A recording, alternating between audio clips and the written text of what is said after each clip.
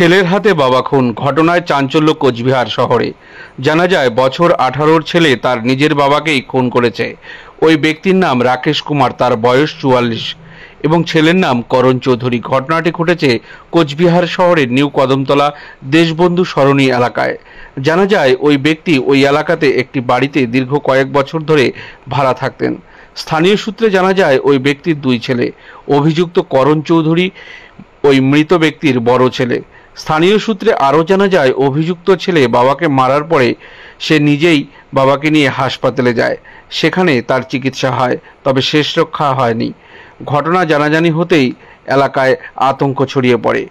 শনিবার বিকেল নাগাদ কোচবিহার জেলা পুলিশ সুপার দ্যুতিমান ভট্টাচার্য ঘটনাস্থলে পৌঁছান এবং সাংবাদিকদের প্রশ্নের উত্তরে তিনি জানান গোটা ঘটনার তদন্ত চলছে এবং অভিযুক্ত ছেলেকে বর্তমানে পুলিশ হেফাজতে নেওয়া হয়েছে।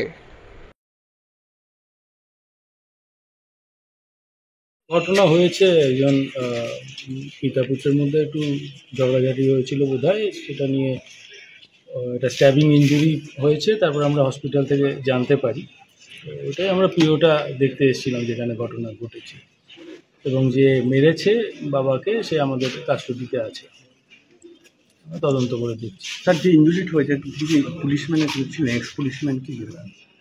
হ্যাঁ। কতদিন আগে রিটায়ার করেছিল? এখনই বলা যাবে, গভর্নমেন্ট থেকে দেখতে হবে। কেরিয়ার নিয়ে চিন্তিত?